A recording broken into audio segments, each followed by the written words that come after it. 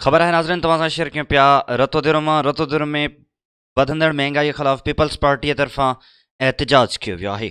अब्दुल हफ़ीज़ जलबानी जी report मुताबिक़ विफ़ाक़ी हुकूमत तरफ़ां पैदा कियल हथरादू महंगाई ख़िलाफ़ पीपी ज़िले नायब सदर सरदार आगा अली नवाज़ खान जलबानी, तालका सदर लाला नज़र मोहम्मद पठान, सिटी सदर मुमताज़ आरबानी, सरदारज़ादा सुबदार खान जलबानी, मीर आसिफ अली खान जलबानी, मीर शाहजेब खान जलबानी, जाहिद हुसैन जलबानी, हाकिम बोज़दार, सैद शाह, मीर आदिल खान जलबानी ॿियनि जी अॻवाणीअ में बाईपास ते धरणो हयो वियो आहे। उन मौक़े ते अॻवाणनि मीडिया सां ॻाल्हायो आहे।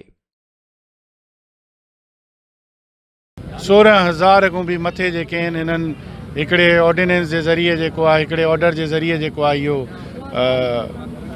नौकरियुनि खां लाथो वियो आहे। सो अहिड़ियूं घणियूं अहिड़ियूं शयूं आहिनि जेके हिन हुकूमत में थियूं आहिनि।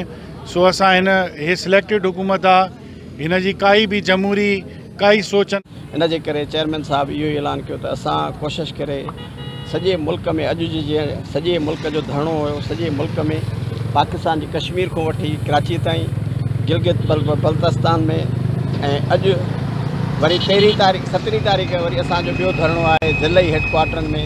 धरणो जेको आहे असांजो ई महांगाई जे ख़िलाफ़ु आहे। जेका महांगाई थी वई आहे, ॻाटे तोड़ महांगाई थी आहे, ऐं जेको आहे असांजो जेको आहे मुल्क जो जेको हाल आहे ॾींहों ॾींहुं पोइते आहे।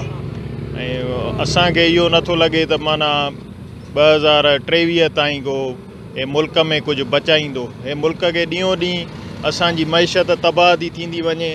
जेको असांजो मिडिल क्लास आहे, ग़रीब आवाम आहे, उहो तमामु घणो इन जो मुतासिर आहे। आसिफ अली ज़रदारी साहब जूं महिनतूं हुयूं, उन्हनि सभिनी ते हिन न्याज़ी गवर्नमेंट पाणी हारे छॾियो आहे। हिकिड़ी सिलेक्टेड जेका इहा गवर्नमेंट आई आहे, इनशाला असां इन ख़िलाफ़ु धरना जारी रखंदासीं।